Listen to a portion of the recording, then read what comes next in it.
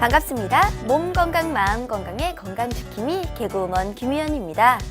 세상에서 가장 위험한 감정은 뭘까요? 라는 질문에 많은 사람들이 이런 것들을 꼽았대요. 미움이요. 분노가 가장 위험한 거 아닐까요? 저는 질투라고 생각해요. 그런데 그 질문을 했던 사람은 가장 위험한 감정으로 기대감을 꼽았다고 하더라고요. 그 이유는 바로 이거였대요. 우리는 살아가면서 기대를 갖는 것은 끝나지 않고 그 기대감이 나에게 성공을 안겨주고 목표를 이룰 수 있게 해주고 옳은 선택, 더 나은 선택을 할 수 있게 해준다고 믿는다는 거죠. 그래서 기대감은 부풀기 쉽지만 제대로 풀리지 않으면 부풀었던 것 이상으로 실망감을 떠안게 된다고, 결국 기대했던 것들이 실망하면서 끝나버리지 않게 하는 노력이 얼마나 중요한지에 대한 얘기였을 텐데요. 새해가 되면서 참 많은 기대감을 만나게 되는 요즘, 기대감을 충족시킬 만한 성실한 노력도 반드시 필요하겠죠. 몸 건강, 마음 건강, 오늘 순서 시작할게요. 오늘은 서울 영등포구 광덕 안정한의원 대림점 김경민 원장님과 함께합니다. 건강상담 원하시는 분들은요, 전화주세요. 서울 02-823-2000번, 02-823-2000번입니다. 문자 상담도 가능하신데요. 샵 8970 우물정 누르고 8970번으로 짧은 문자는 50원, 긴 문자, 사진 문자 100원의 정보 이용료가 부과됩니다. 그리고 문자 상담하실 때는요, 상담 받으실 분의 키, 몸무게의 나이를 꼭 적어주시고요. 얼굴 사진이나 아픈 부위의 사진을 보내주시면 더욱 자세한 상담 받으실 수 있습니다.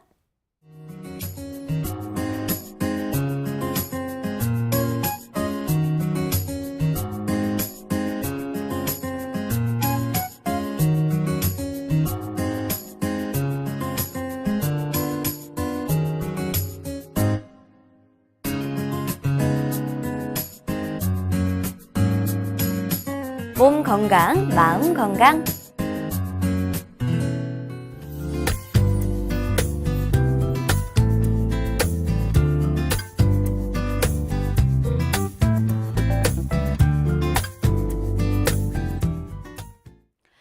김경민 원장님 나오셨습니다. 원장님 안녕하셨어요. 네, 안녕하세요. 원장님, 네. 오늘은 앞에서 기대감에 대한 이야기로 한번 시작을 해봤어요. 네. 이게 본인에 대한 기대감도 있지만 타인에게 기대하는 경우도 있고, 그리고 또 본인이 기대를 너무 크게 하면 실망도 큰 법이라고 하잖아요. 네. 저희 실망감이 너무 크게 되면 어떤 일을 다시 시작하기보다는 아예 포기해버리는 트라우마 현상을 겪는다, 이런 그렇죠. 얘기들도 하는데요. 네네.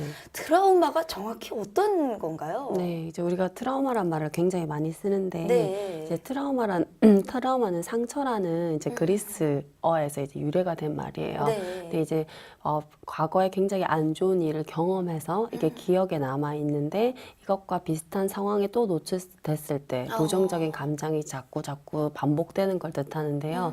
보통 인간은 기억을 가지고 있잖아요. 네. 이 기억에 의해서 희연 씨 같은 경우에도 오늘 마치고 나서 뭐 네. 할 거고 뭐 할 거다라는 대충 이제 우리가 생각을 할 수 있잖아요. 그렇죠. 그러니까 트라우마도 그와 비슷한 거예요. 내가 만약에 오늘 그때와 같은 또 그 사람을 만나면 이 또 비슷한 사람을 만나면 또 그런 일이 반복되지 않을까. 또 비슷한 공간에 가면 또 그런 일이 일어나지 않을까라는 생각을 해서 그런 건데요.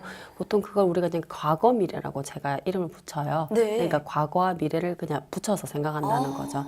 근데 이제 사실 과거에 어떤 일이 있었다고 해서 이제 미래에 꼭 그런 일이 일어날 이라는 보장은 없잖아요. 그죠? 그렇죠. 이게 독립시행으로 일어나는 건데 너무 이게 충격적이다 보니까 환자 입장에서는 그게 이제 분리되기가 굉장히 어려운 거죠. 근데 이게 일상생활에 그냥 영향을 미칠 정도가 아니라 그냥 네. 좀 기분이 나쁠 정도라면 치료를 받을 필요는 없고 그냥 자기가 그 부분에 대해서 인지를 하고 계속 이제 긍정적인 부분에 대해서 자꾸 생각하는 연습을 하면 극복해낼 수가 있지만 네. 그게 아니라 일상생활에 이제 우리가 안 좋게 영향을 미치고 사회생활에 좀 힘든 부분이 생긴다 이러면 치료를 받고 심층적으로 본인이 어떤 생각에 의해서 그렇게 됐는지를 파악하는 것이 굉장히 중요하죠. 그렇군요. 네. 자, 트라우마는 이제 정확히 알게 된 것 같고요. 자, 이제 미니 강의 한번 만나볼 텐데요. 네. 어떤 주제를 준비해 주셨나요? 네, 오늘 이제 신경성 위험에 위험에 대해서 한번 설명해 보도록 하겠습니다. 그렇군요. 신경성 위험.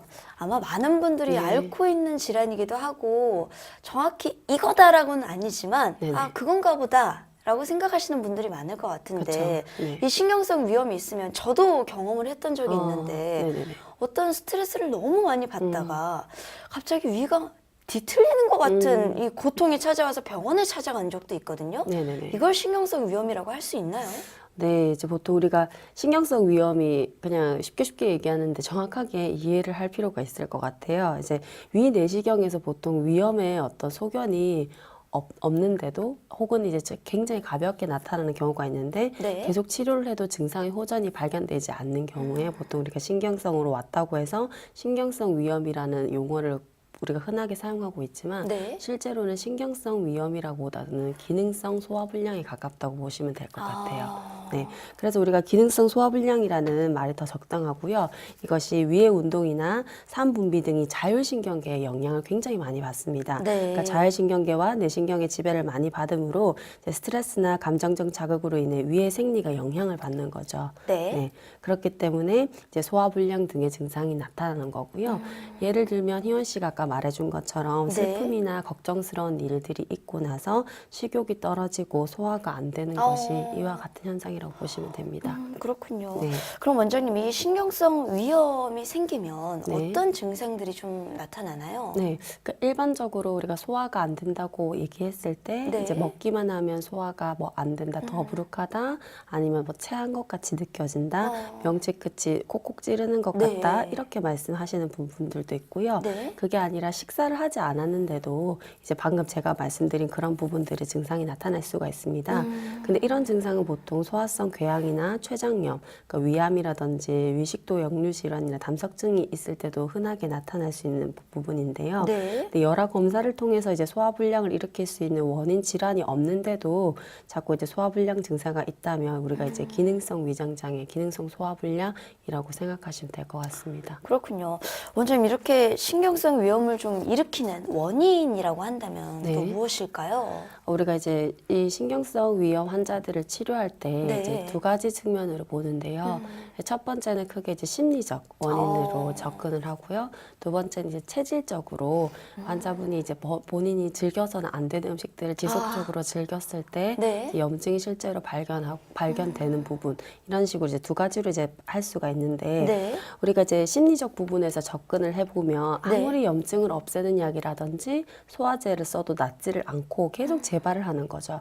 근데 이게 어떻게 보면 신체적인 문제가 아니라 그걸 이제 회피하기 위한 신체형 장애라고도 볼 수가 있어요. 이제 신체형 장애에 대해서 이제 과거에 강의에 대해서 얘기를 해본 적이 있는데 네. 이제 환자가 자기 삶에서 발생하는 스트레스적인 원인을 이렇게 직면하기보다는 네. 자꾸 피하는 경우, 그러니까 처음에는 그걸 부딪히려고 해봤지만 그게 안 되니까 안 되다 보니까 그게 이제 신체적 증상으로 나타나는 거죠.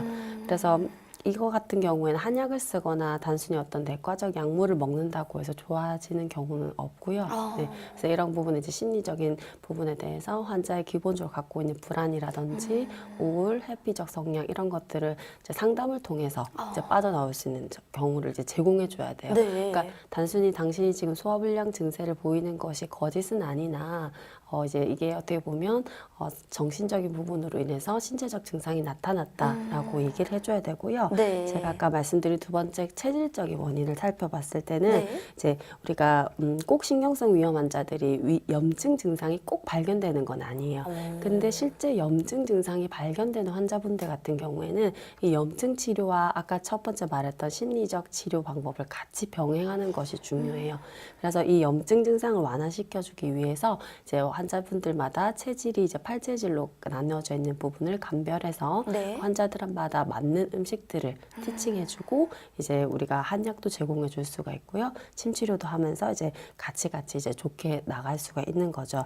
근데 이제 신경성 위험 같은 경우에는 보통 아까 제가 말씀드린 것처럼 꼭 염증이 있는 것은 아니기 때문에 네. 위궤양이나 암으로 발전될 수 있는 특징은 거의 없다고 보시면 되지만 혹시나 이제 만약의 경우를 대비해서 첫 번째 말했던 자율신경계 치료, 그러니까 심리적 치료와 이제 체질 치료를 병행했을 때 정말 치료 효과가 빠르게 나타난다고 보시면 될 것 같습니다. 그렇군요. 치료에 대해서 좀 얘기를 해주시긴 했는데 좀 더 네. 자세히 우리가 이제 병원에 가면 신경성 위염이라는 진단을 받았을 때 어떤 치료를 받게 되는지 말씀 좀 해주세요. 네, 이제 신경성 위험은 이제 스트레스에 굉장히 민감하다 보니까 네. 한 가지 방법으로 이렇게 치료를 해도 또 시간이 지나면 악화가 생기는 거죠. 또 계속 반복되는 경우가 많아요. 그러니까 이 계속 반복된다는 이 포인트에서 우리가 이제 이 환자분이 정서적인 문제에서 회피를 한다는 것을 이제 인지를 할 필요가 있어요. 네. 그래서 근데 환자분들이 처음에 왔을 때는 뭐 선생님 제가 심리적인 문제가 있어서 그런 것 같아요라고 얘기는 하지만 그냥 그렇게 표면적으로만 인식을 하고 있지 네. 정말 심층적으로 뭐가 본인한테 괴로운지를 잘 모르세요. 그래 모르는 경우도 있어요. 맞아요. 그래서 이런 경우도 있어요. 저는 이제 해피한데 왜 계속 아픈 거죠? 이런 경우도 신경 안 쓰는 것 같은데 왜 이렇게 신경 자꾸 안 쓰는- 아픈가요? 이렇게 얘기하는 맞아요. 경우가 있군요. 네, 그러니까 그 같은 경우에는 이제 환자분들한테 사실은 그게 아니다라고 얘기를 하면서 이제 심층적으로 접어가야죠. 그러니까 환자분들이 그 선생님 제가 해피한데 계속 아파요. 그래서 혹시 현대의학으로 발견되지 않는 거 아닌가? 이런 그렇게 말도 얘기하시는 분들이 네, 있군요. 그런 분들도 있어요. 그럼 네. 이제 정말 그랬으면 좋겠다. 그런 진짜 원인이 있으니까 빨리 뭐 제거하거나 그러면 되지만 안타깝게도 그게 아니라 어휴. 환자분의 이제 어떤 정서적인 문제가 있는 것이다. 예. 이렇게 이제 조율을 해가면 될 수가 있고요. 이제 우리가 어떻게 보면 여러 단계의 감정의 과정을 거쳐서 이제 나타나는 병이라고 보시면 될 것 같아요. 네. 그러니까 우울, 불안, 이제 억압돼 분노 이런 것들이 현대인들한테 가장 흔하잖아요, 그죠? 그렇죠. 이제 보통 화병처럼 화나는 상황을 자꾸 참고 이렇게 하다 보면 이제 복통이라든지 소화불량, 두통, 방광염으로 나타나고 하는데 보통 이제 한국 사람들 중에서는 소화불량이 가장 많고요. 이건 어린아이들한테도 이런 부분이 나타나요. 네, 그러니까 애들이 유치원에 가기 싫고 만나기 싫은 친구가 있는데 자꾸 엄마가 강요를 하는 거죠. 너 꼭 가야 되고 안 가면 안 된다. 근데 이게 심리적으로 아이가 뭐가 싫고 뭐가 어떤 과정에 의해서 본인이 불안하고 가기 싫은지에 대해서 어른이 입장에서 아이는 굉장히 그 감정만 느낄 뿐이지 이유에 대해서는 구체화시키지 못한 경우가 많거든요. 근데 이제 부모의 입장에서 그걸 구체화시켜주고 인지시켜주고 같이 어떻게 해결을 모색해보자를 제시해주는 게 아니라 네. 강압적으로 자꾸 참아라고 하는 경우에 특히 요즘 아이들 같은 경우에 그런 현대인들처럼 자꾸 억압된 정서를 가지다 보니까 좀 배 아프다 그래요. 배 아프다 그러는 거죠. 그래서 보통 그 배꼽 주변이 아프다는 아이들 보면요, 이제 데리고 오시는 경우에 이유가 이제 어머님을 잠시 나가라고 한 다음에 이 친구한테 물어보는 거죠. 유치원 가기 싫냐고, 싫어하는 친구 있냐고. 이렇게 물어보면 이제 그렇게 나오는 경우가 많아요. 그래서 그랬을 때 이제 엄마와 이제 상담을 통해서 대화를 하다 보면 이제 그 아이가 굉장히 빠른 속도로 네. 이제 신경성 위험 증상이 좋아질 수 있는 거죠. 그래서 이 몸의 증상을 통해서 이제 신체화되는 질병이라는 어떤 초점을 맞을 부분이, 그러니까 그런 초점으로 이 환자들을 대해야 될 필요가 있고요. 네. 그렇기 때문에 내과에서 이분들이 먹고 있는 약들을 살펴보게 되면 네. 단순히 소화제만 들어가 있는 게 아니라 신경 안정제들을 같이 주는 거죠. 그러니까 양방 쪽에서도 자꾸 소화제를 줬는데도 환자가 선생님 안 된다 소화가 계속 안 된다고 얘기하니까 이 사람은 심리적 문제가 있기 때문에라고 보고 그냥 처방을 주는 거죠. 그래서 만약에 계속 지금 뭐 듣고 계시는 분들 중에서도 내가 자꾸 약을 먹어서 안 된다. 네. 그래서 그러면 그 약을 갖다가 한번 이렇게 검색해 보시는 것도 좋아요. 그래서 신경 안정제가 있으면 이게 단순하게 내가 소화제를 먹어서 될 일이 아니다라고 생각을 하셔야 될 것 같아요. 네. 그렇군요. 그럼 먼저 이 신경성 위험 치료를 위해서 네. 어떤 노력이 가장 필요할까요? 그렇죠. 이제 스트레스가 가장 큰 원인이니까 네. 스트레스를 없애세요라고 얘기하면 뭐 일을 그만둘 수도 없고 그런 상황적으로 한계가 있는 부분들이 있잖아요. 그리고 또 스트레스를 좀 없애세요 하면 그 얘기는 누가 못하나 맞아요. 라는 생각을 할 수 있거든요. 맞아요. 네. 누가 모르는 것도 네. 아니고. 아니 네. 나도 그러면 얼마나 좋겠습니까? 라고 생각하실 수 있거든요. 맞아요. 네. 그러니까 그 이제 스트레스를 없애는 것도 중요하지만 네. 네, 실제로 그렇게 극악무도한 상황 속에 있는 사람은 잘 없거든요. 정말 뭐 범죄 현장에 계속 노출된다든지 네. 지속적 학대를 받는다든지. 근데 우리 주변에 이제 그런 사람들은 잘 없는데도 신경성 위험 환자들이 많다는 것은 네. 이제 본인이 어떤 그 삶 자체를 갖다가 불안한 부분이라든지 분노라든지 우울하다든지 이런 감정에 대해서 잘 자각을 못 못하는 거예요. 그냥 그러려니 하고 넘어가고 내가 왜 이런 감정을 가지는지에 대해서 굉장히 쉽게 생각하는 거죠. 그러니까 그 부분부터 다시 수정을 해 나가야 되는 거예요. 그래서 보통 인간들이 자신한테 이렇게 딱 직면한 힘든 일들을 네.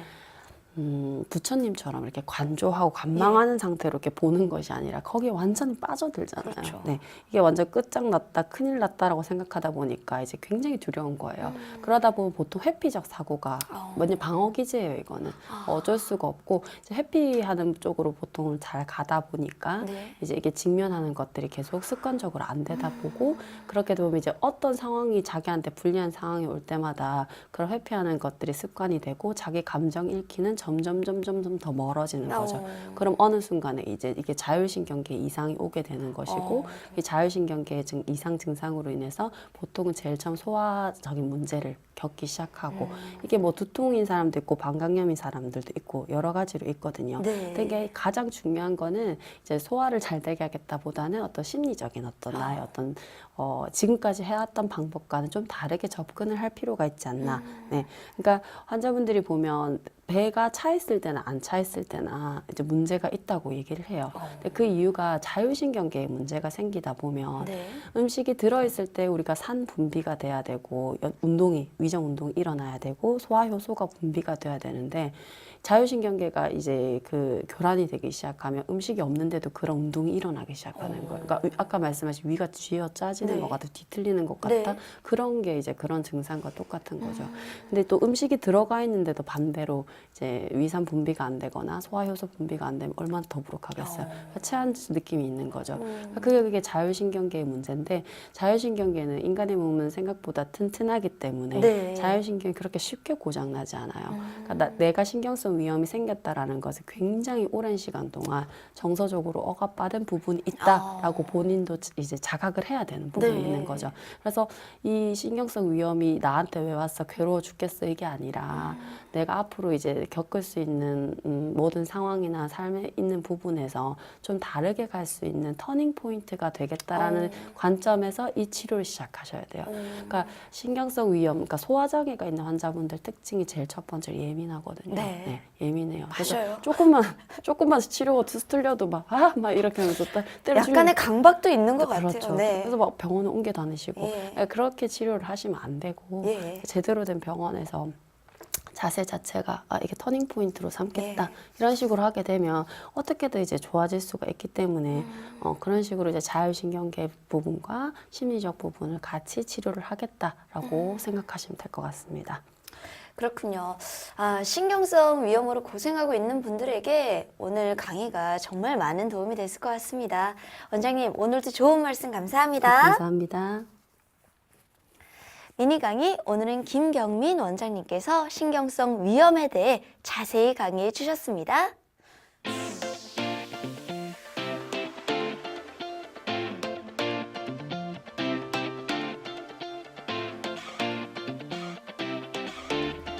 위클리 건강 캠페인. 여기서 듣고 저기서 듣고 우리가 알고 있는 건강 상식과 정보 중엔 잘못 알고 있거나 사실과 다른 경우가 있죠. 아리송한 건강 상식은 제대로 짚고 넘어가 봐야겠죠. 원장님, 중년의 여성의 경우 요실금 때문에 고생하는 분들이 참 많아요. 혹시 자가진단하는 요실금이 이렇게 할 수 있는 건지, 그리고 또 치료는 한방적으로 어떻게 진행되고 있는지 설명 좀 부탁드릴게요. 근데 이제 요실금 증상이 이제 소변이 샌다라는 네. 생각이 드실 때 이제 화장실 도착 전에 이제 혹은 바지를 내리기 전에 소변이 나온다든지 아니면 이제 소변이 마렵기 시작하다라고 느낄 때 그때를 기점으로 폭발적으로 마렵다는 느낌이 들거나 아니면 소변이 너무 자주 마렵고 참기가 힘들다든지 네. 아니면 기침 재채기 그러니까 복압이 올라갈 때 복부에 힘이 들어갈 때 참기가 실수를 하시는 실수를 거죠? 하거나 아니면 소변을 보아도 자꾸 잔뇨감 시원하지 않고 계속 잔뇨감이 있다든지 운동을 하거나 앉았다 일어났다 이렇게 몸이 조금만 움직여도 이제 소변이 샌다든지 근데 이 같은 경우에서 보통 한 2개 이상 정도 내가 해당된다 그 요실금 증상이 있다고라고 보는데요 이게 한 방에서 가능할 정도가 되려면 이제 몸을 조금만 움직여서 샌다 이거는 하기가 어려워요 그냥 이제 복압이 좀 올라갔을 때 기침이라든지 재채기 아니면 운동할 때 때 소변이 좀 샌다라고 하면 그건 이제 한방 치료가 가능하고요.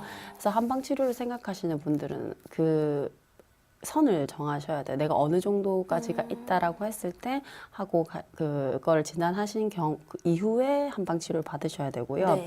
그리고 실제로 이게 요실금이랑 과민성 방광이 이게 섞이신 분들이 굉장히 많아요. 그러니까 아까 이 질문, 아까 우리가 이 자가 진단에서 제가 아까 말한 부분이 있는데 네. 계속 소변이 마렵다든지 이런 것들. 그래서 과민성 방광인 부분이랑 이제 요실금 부분이랑 이거 갖다가 구별을 해서 환자분이 인지하고 계셔야 되고 이제 한방 치료 같은 경우에는 그 과민성 방광 그것도 같이 치료를 할 수 있고요. 네.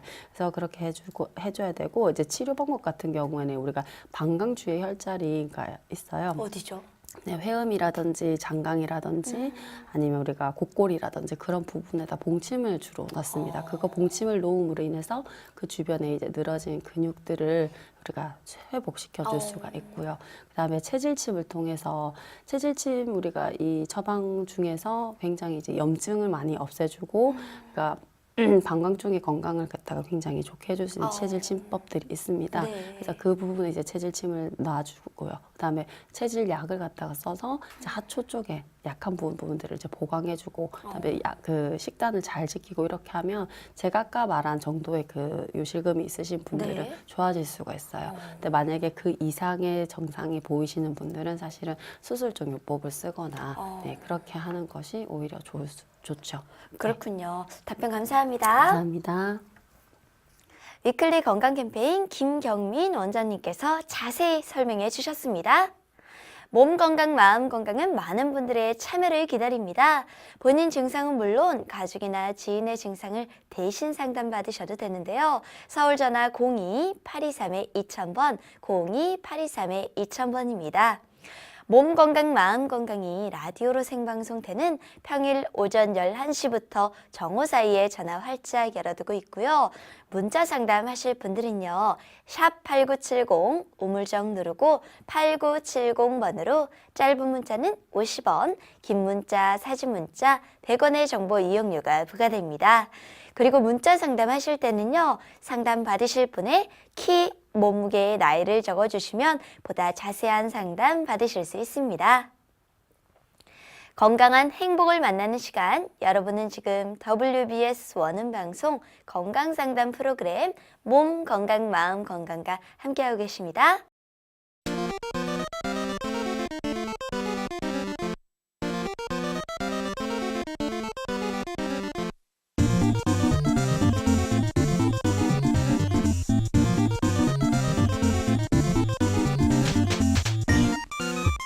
몸 건강, 마음 건강.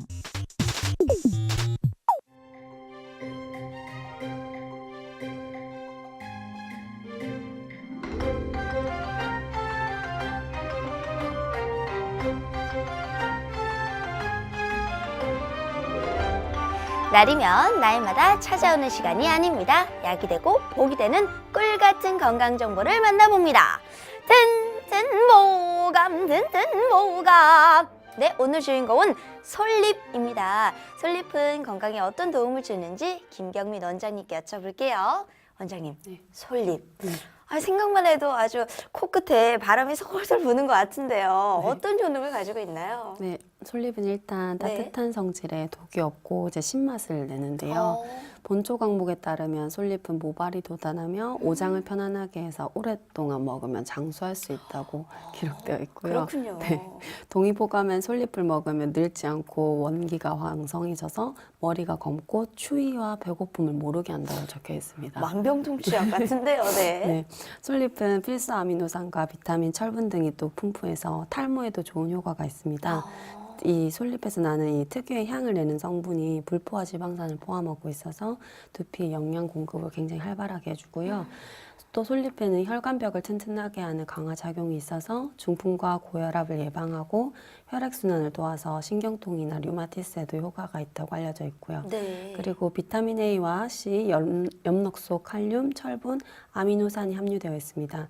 이 또 비타민 A는 눈의 피로를 풀어주고 비타민 C는 피로를 해소하고 신체 활력을 높이는 데도 많은 도움이 됩니다. 네. 네, 이 솔잎에는 우리가 탄닌 성분이 또 많이 포함되어 있어서 이게 체내에 많이 쌓이게 되면 변비에 걸리기 때문에 너무 많이 먹는 건 주의하셔야 될 것 같습니다. 그렇군요. 원장님 좋은 정보 감사합니다. 감사합니다.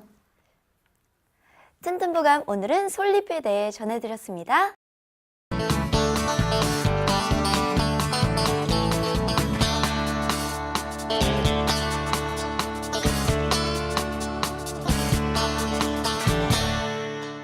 자, 그럼 건강상담 시작해 볼 텐데요. 건강상담은 체질이나 상황에 따라 개인차가 있을 수도 있다는 점 미리 말씀드립니다.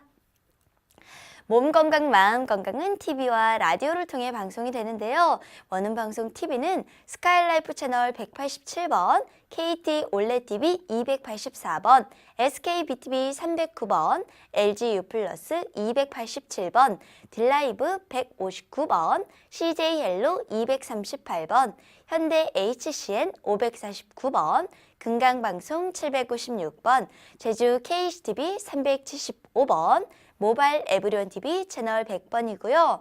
라디오는 서울 경기 FM 89.7, 부산 경남 104.9, 대구 경북 98.3, 광주 전남 107.9, 전북 충남 97.9MHz입니다. 원음 방송은 스마트폰으로도 만나실 수 있는데요. 플레이스토어나 앱스토어에 원음 방송이라고 검색을 하시면요. 무료로 다운받으실 수 있습니다. 오늘은 김경민 원장님께서 친절한 상담 해드립니다. 자, 그럼 첫 번째 전화 받아볼까요?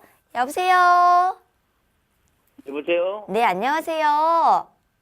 네. 네, 본인 상담이십니까?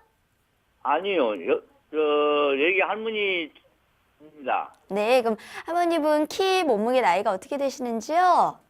키는 155cm고요. 네, 몸무게 45kg. 네, 나이 75세입니다. 네. 지금 제 옆에 김경민 원장님 나와 계시니까요. 궁금한 점 물어보세요. 네네. 네, 안녕하세요. 네, 원장님. 네네. 네, 다름이 아니라 네. 한 1년 전부터 기침 감기로 해서 약을 먹고 있었거든요. 네네네. 그런데 기침 감기가 안 나서서 큰 병원에 가서 진료를 받았더만은 심장도 나쁘고 폐도 나쁘고 네네. 예, 가래 기침이 많이 나와요. 네네네네. 그래서 지금 아프기는 집에 오기는 한 3개월 되고요. 네. 아프기는 한 1년 되었어요. 아, 그러시구나. 네, 그래서 네. 지금까지 양약으로 먹고 살았는데 네. 지금은 양약을 좀 중단하고 네. 있거든요. 네, 그래서 제가 문의한 것은 원장님한테 문의한 것은 이건 이제 한약으로서 어떻게 쓸 수 있는가? 네네네. 그래서 문의합니다. 네. 아버님, 이 기침 감기가 2주 이상을 지속되면 이거는 감기라고 보지 않습니다. 네. 그러니까 바이러스가 외부에서 침입해서 이제 이게 네. 자동적으로 관해가 되기 위해서는 보통 2주의 시간이 필요한데 이게 이상이 지나가게 되면 감기가 아니라 폐와 우리가 심장 기관지의 기능이 많이 네. 떨어지셔서 그런 거거든요. 네. 그러니까 이런 경우에는 굉장히 염증이 많이 발생하고 그다음에 폐에 있는 기관지가 자신의 기능을 제대로 하지 못하기 때문에 굉장히 가래도 많이 생기고 힘드실 거예요. 근데 네. 보통 이럴 때 우리가 치료를 해드리는 방법 자체가 염증이 네. 생기지 않기 위해서 우리가 침 치료를 갖다가 많이 도와드릴 수 있고요. 그러니까 일단 아버님이 하셔야 될 거는 체질을 먼저 감별을 받으셔가지고요. 네네. 네, 팔체지질이라고 이제 인터넷 검색하시면 그 주변에 한의원이 있을 거예요. 네. 네, 그래서 가까운 곳에 이제 체질 치료를 받으러 가셔서 지속적으로 체질이요? 네, 체질이요. 체질. 팔체질 치료를 팔체질 치료 네, 체질 말씀하세요. 검사. 네네네. 체질 검사를 하셔서 아버님이 네. 이제 지금 어머님 말씀하시는 거예요?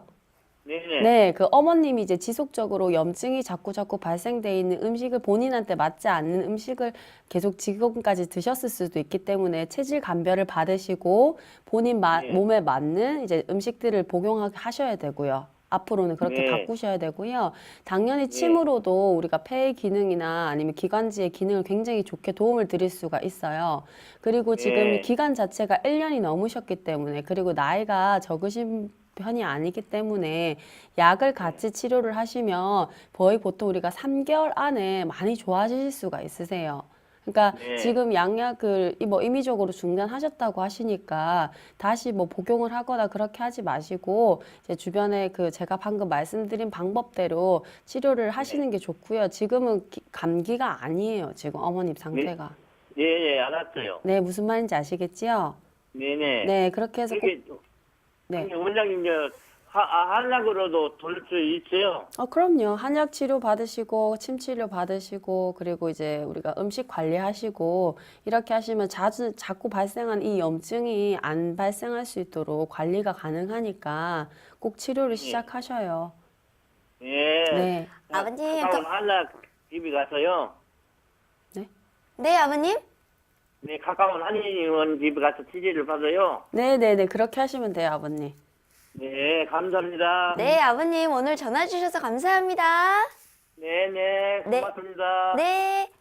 몸 건강, 마음 건강은 여러분의 참여로 꾸며집니다. 전화는 서울 02-823-2000번, 02-823-2000번 활짝 열어두고 있습니다. 건강 상담은 체질이나 상황에 따라 개인차가 있을 수도 있다는 점 미리 말씀드립니다. 그럼 계속해서 다음 상담 전화 이어가 볼게요. 여보세요? 여보세요? 네, 안녕하세요. 예, 여보세요? 네, 여보세요? 예, 예. 네, 잘 들리시나요? 예, 예. 네네. 어머니 본인 상담이십니까? 지가요. 네.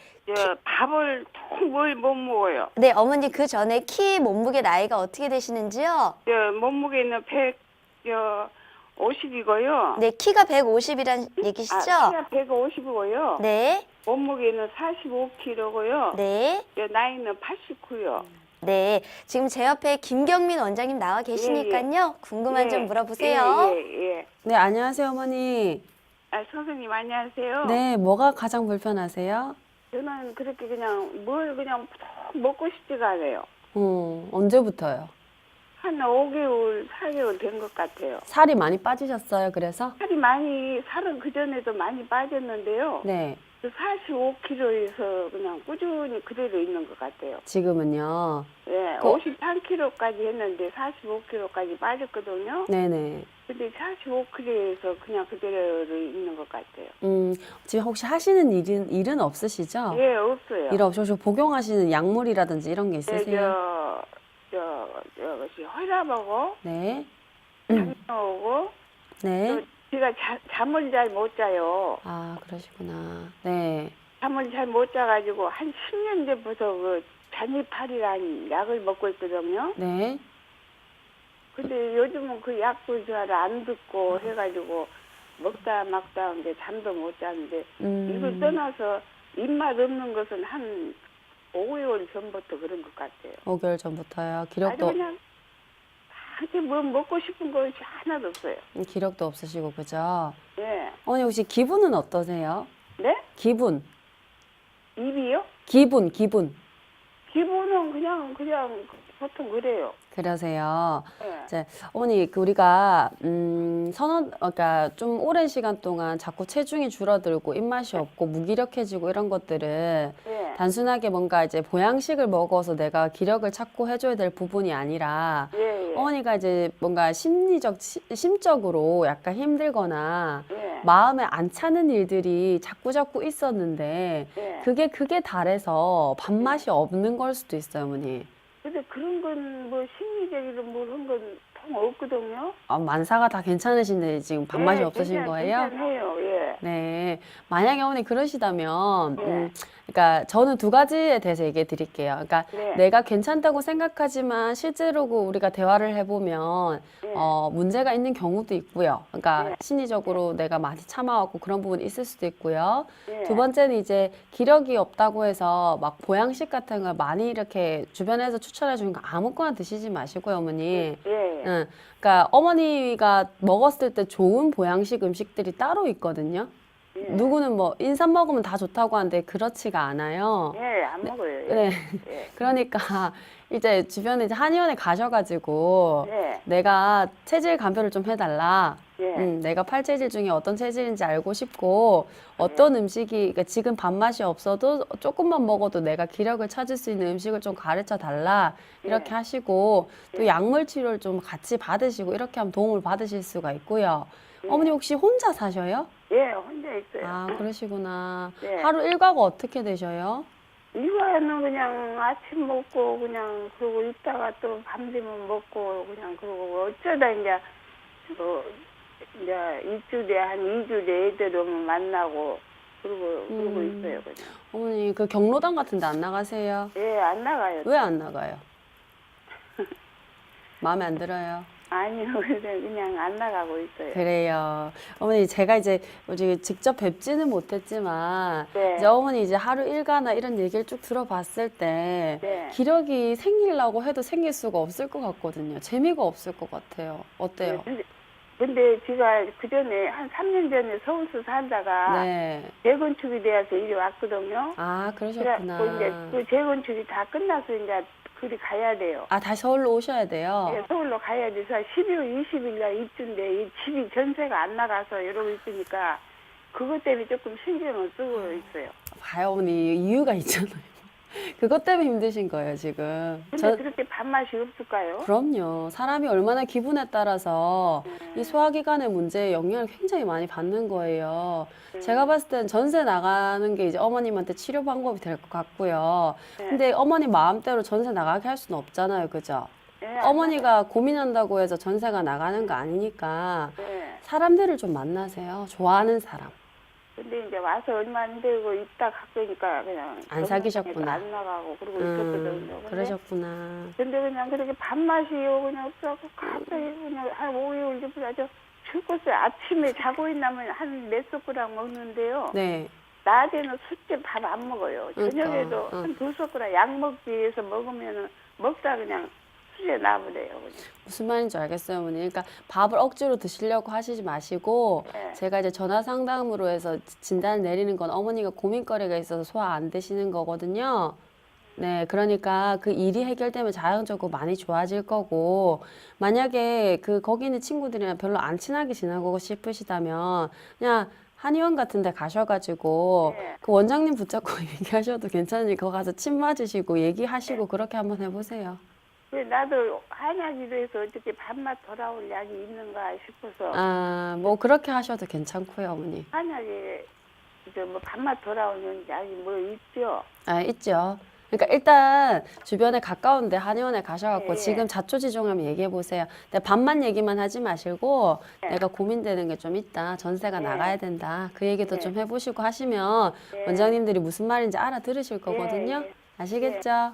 예, 감사합니다. 네, 네. 어머니. 예. 네, 오늘 전화 주셔서 너무 감사하고요. 예. 전세가 빨리 나갔으면 참 좋겠습니다. 저도 같이 기도하겠습니다. 예, 감사합니다. 네, 오늘 전화 주셔서 감사합니다. 예.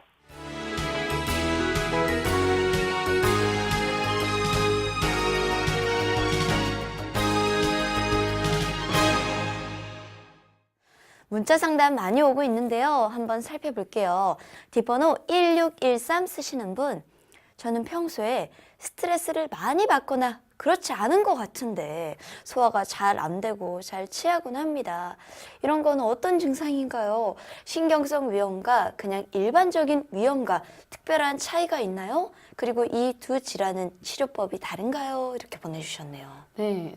좀 다르죠. 네. 그러니까 진짜 염증이 심해서 위험이 있다는 분들은 이게 내과에 가서 내시경을 했을 때 뚜렷한 염증의 소견이 나타나고요. 그리고 정말 그 소화불량에 대한 요소를 제거하고 네. 약물을 복용했을 때 치료를 하고 나면 그렇게 자주 재발하지 않아요. 네, 그냥 그걸로 이제 마무리가 되는 네. 건데 그게 아니라 입에 나는 위험이 있어 이 말을 뭐 적어도 계속 반복하시는 분들은 이제 신경성 위염이라 보시면 되고요. 치료 접근 방식이 소화제를 주는 것도 도움이 돼요. 네. 뭐 한방 소화제든 이런 것도 뭐 체질식에 되게 도움을 받을 수 있고요. 실제적으로 그래서 위장에 있는 신경성 위염 환자 같은 경우에는 있는 분들, 염증이 있는 분들은 그렇게 해서 염증을 제거하고 플러스 심리적인 부분에 대해서 치료가 같이 들어가야지만 제대로 치료가 되는 거고요. 네. 그래야지 반복하지 않을 수 있고요. 근데 이제 방금 질문을 주신 분이 저는 스트레스가 없는데 거기서 이제 문제가 있는 네. 거예요. 스트레스가 거기서 소스라치게 놀라시더라고요, 네, 원장님께서. 그 스트레스 없는 게 아닙니다. 예. 본인이 그냥 넘기는 거예요.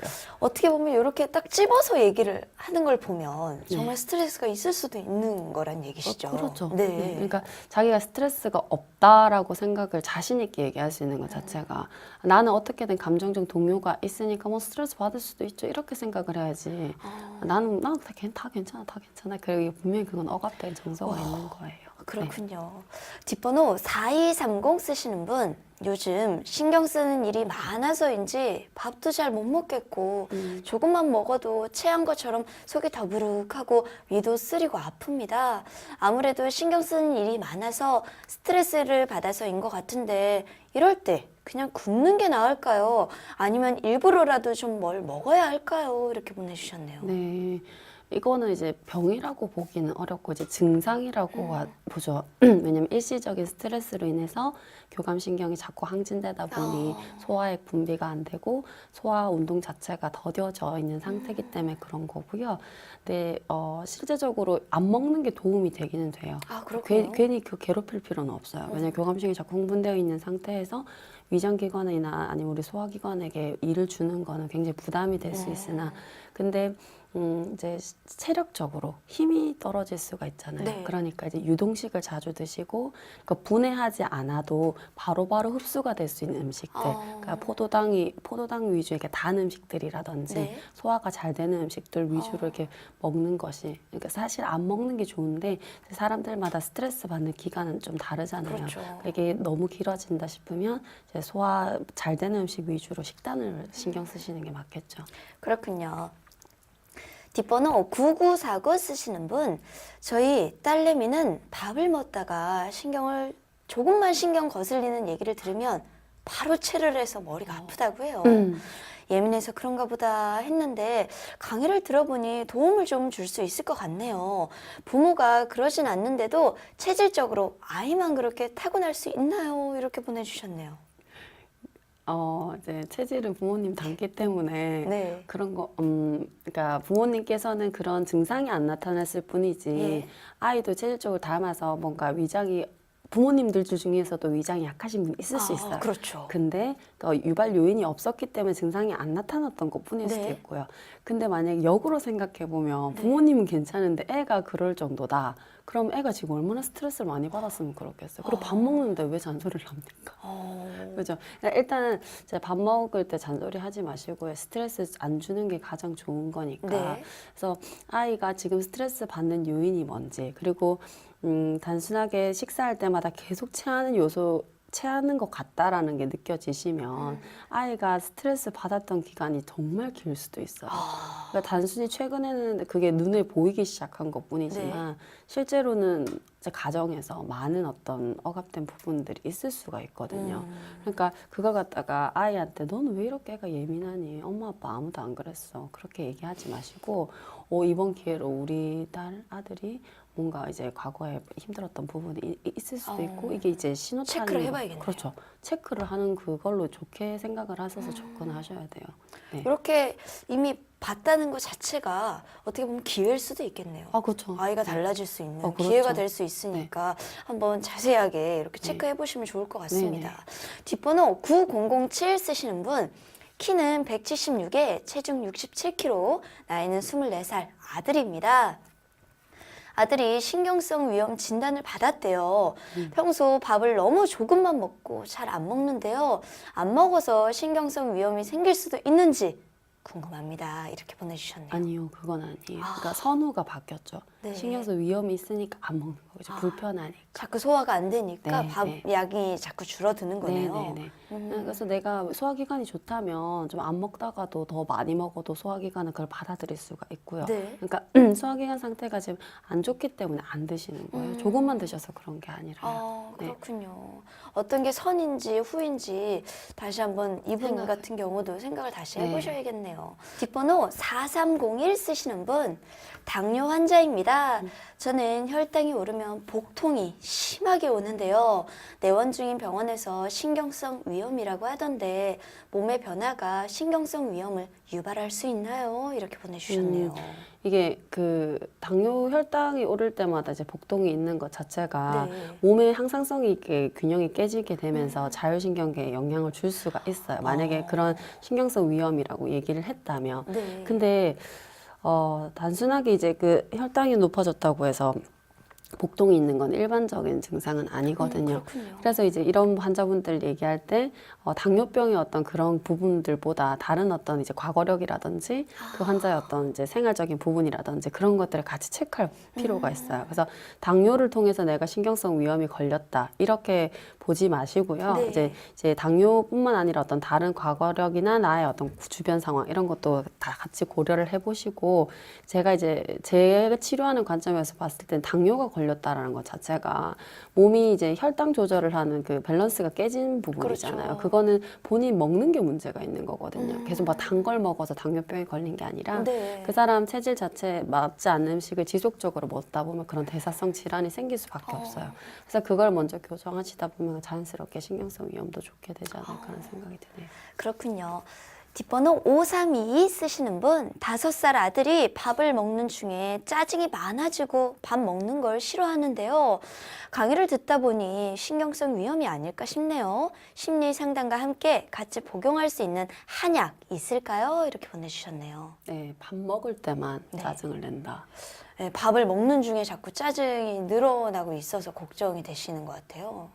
그러면 이제 보통 이렇게 보죠. 그러니까 뭐 어머님이 음식 솜씨가 없다 뭐 그런 얘기를 하자는 게 아니라 네. 아이가 자기 입맛에 안 맞을 수도 있어요. 근데 자꾸 엄마는 강요하는 거죠. 그러니까 막 시금치 먹어라. 근데 애들이 안 먹는 것 같아도 나중에 나이 들면 다 먹거든요. 그리고 그 그렇긴 음식만을 하죠. 통해서 영양소를 흡수할 수 있는 건 절대 아니에요. 우리 아들이 고기 싫어해요. 고기 싫어하면 단백질 다른 영양소 공급원을 위해 통해서 주면 되고요. 네. 그 채소가 싫으면 다른 걸로 주면 되고요. 뭐 이건 이제 가능성이 있으니까 그 일단 첫 번째로는 어머니께서 그 식단 부분에 대해서 너무 강요하는 부분이 있지 않는가를 좀 살펴보시고요. 두 번째는 이제 밥 쌍머리에서만 그렇게 짜증난다고 해서 신경성 위염이라고는 볼 수가 없어요. 아마 어머니께서 뭔가 잔소리를 많이 하시거나 그럴 수도 있으니까 다른 부분에서 한번 살펴보시는 게 좋을 것 같아요. 그렇군요.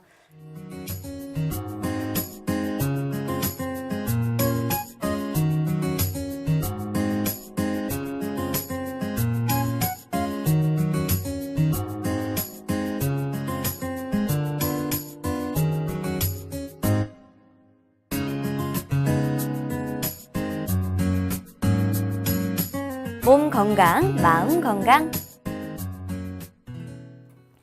오늘도 많은 분들이 전화와 문자로 상담 신청해 주셨는데요. 시간 관계상 다 연결해 드리지 못해서 죄송하고요. 신청하신 분들께는 순차적으로 제작진이 연락드릴게요.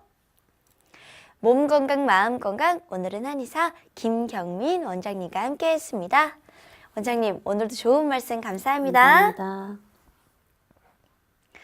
내일은 한의사 최진용 박사님과 함께 할게요. 오늘도 건강한 하루 보내세요.